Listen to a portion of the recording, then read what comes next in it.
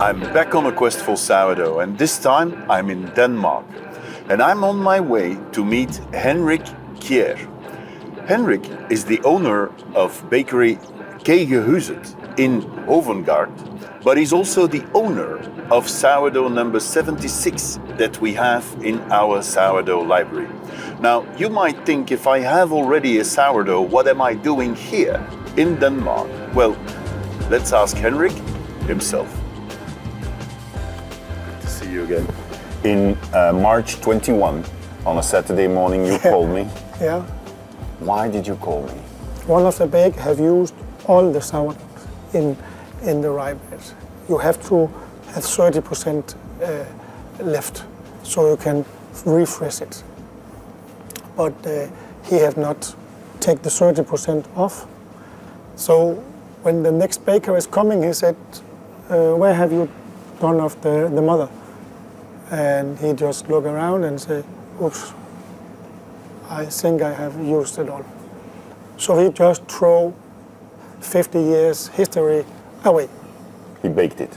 He baked it. How far does this sourdough goes back? You got it like 20 years ago? I got it 20 years ago. And my master, he had it 30, 40 years.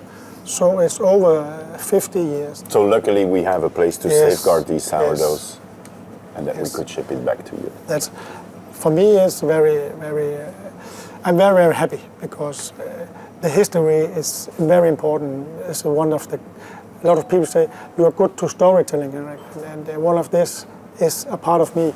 Did you see any difference between what I sent you and what you had here? No, actually it's the same. What I can see, if we are scaling up and have it in the bigger boxes, I can see the flavor is better. It is lactic. I was thinking that it would be more acidic, but it's very lactic. There is not a lot of tang. No. It's very... You can Sourdough see, number 76 from the library. In real. The one we saved. Yes. How many of your total recipes contain sourdough? All of them. Also the soft dough. I have sourdough in all my bread. I think that sourdough is more and more what people want, the customer wants. And we have to make some new bread and some new flavors with the sourdough.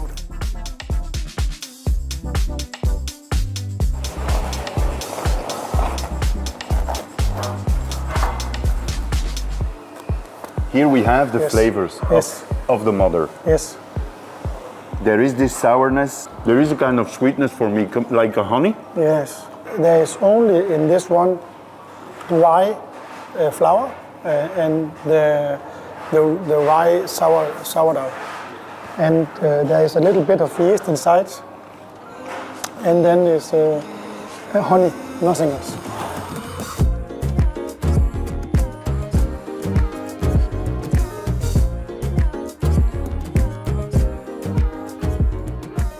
Delving deeper into Danish culture, I'm here in the city of Copenhagen, one of the most creative and disruptive capital cities in the world. From design to film to food, the Danes have given a new spin to many things.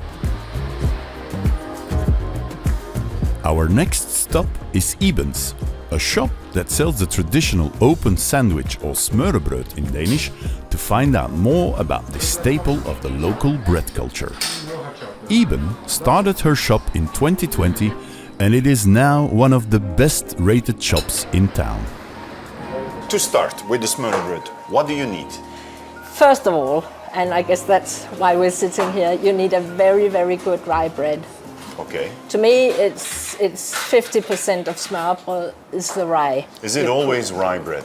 You could use wheat bread as well. Many places you use, if you want to make a piece with prawns, classically you would take a wheat bread to put underneath. Everything that doesn't have a lot of taste, you put on wheat, classically. We don't have wheat bread here, we only use rye. Rye. What defines for you a good rye bread? First of all, the taste, of course, and it's very easy to taste if the rye bread is done in a factory or it's freshly baked in a bakery, because the factory bread is very good. You can buy it all over the place. I think every supermarket has at least 10 different sorts of rye bread in this country. But sometimes you meet a rye bread and you think, wow, that's it, because it's so good. It has a nice taste, a nice smell, and the texture, of course, because it should be able to bear the topping without, you know, getting soaked. Yeah, and soaking. I've seen you have some Smorrebrod here in the counter. I know you have a very limited range, so Yes. if you tell me today I should try one, which one would it be? People ask us every day because we have a lot of tourists coming here, and they say, what would you recommend? And we always say the same. We say, well, it's a matter of taste, isn't it? Do you want the egg and shrimp? Do you want some chicken? Do you want some... What would you pick today? I would definitely pick our salmon with a lot of taste in it. I like the combination. Yeah. There's Very fresh. baked beetroot and raw beetroot to make it a little crunchy, and there's apples and onions, and as you probably guessed already, quite a lot of horseradish in it. Yeah. So it sort of kicks back to the fat fish. To learn more about Danish bread, we are talking to Claus Meyer. For over 2 decades, Claus has challenged conventional thinking in agriculture, food production and cooking.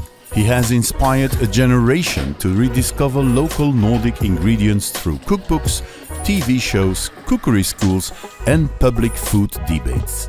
When did you bake your first sourdough bread? From when I was a pretty young boy, and I just started baking my own rye bread, my own wheat bread. But then I continued doing that also when I opened my first catering company back in 1985, after having been spending 1 year with a baker in France, or half a year with a baker in France, where I learned that was Guy, and he taught me the basics of baking, and I just realized that I could bake.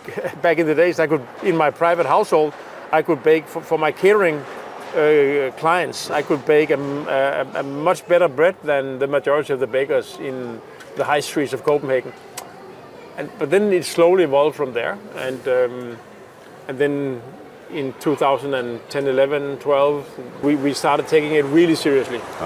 So you're involved in many cuisine or catering businesses. How important is sourdough and how is it intertwined in your daily work, in your offerings to consumers? How important is it?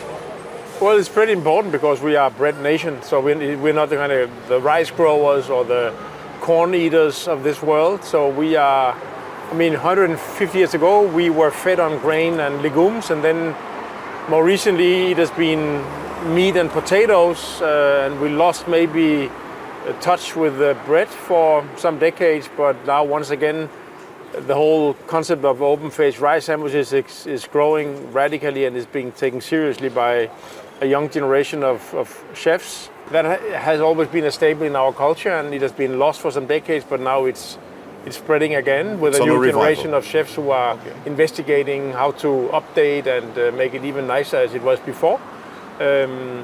So for lunch we always ate bread. For breakfast we still eat bread, with or without some yogurt.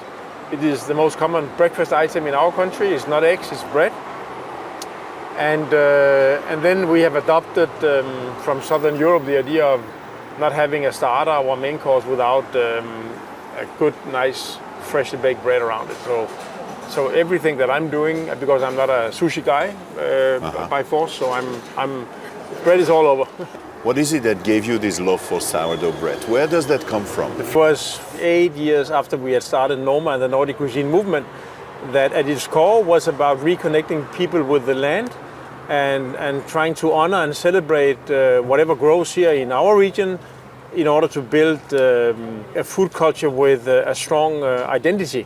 And in order to get there, we needed to raise people's consciousness about what does good taste like, and also engage themselves with their food and with nature, and so that we all could share responsibility for bringing out the best we can when it comes to how through consumption we also impact our food system. So everything is at stake at every meal, on every plate, and you can also say that, and also a lot is at stake with every bread.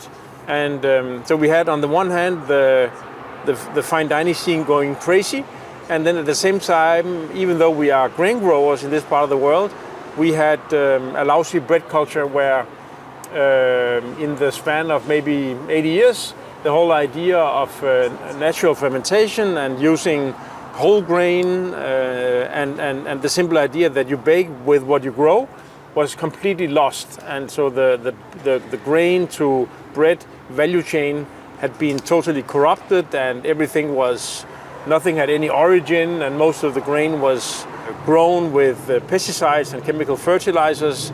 So it was one big shit show, and we just realized that bread can potentially be one of the greatest luxuries on earth, and it is one of the most democratic ones, because not everyone can afford a 3-star Michelin meal, but most people can afford a slice of bread. So what we did is that we developed a super radical approach. We said we are now going to create a bakery, a very small bakery that uses sourdough only, and the grain is grinded on site in small scale, and fresh every day, and we don't touch. Just like Noma didn't use any ingredients from south of the southern part of Denmark, we wouldn't use any grain from nowhere in the world but from Denmark. So we kind of adhered to the Nordic cuisine philosophy that never ever had been applied to bread, or at least not for the last 150 years. So as a small-scale bakery, we also changed the formula, because we developed a type of bread with an extremely high hydration and with a very high whole grain component or percentage relatively to everything that was going on in the wheat bread section in those days. Then we also published a book about this baking philosophy, and we also started offering baking classes to private individuals.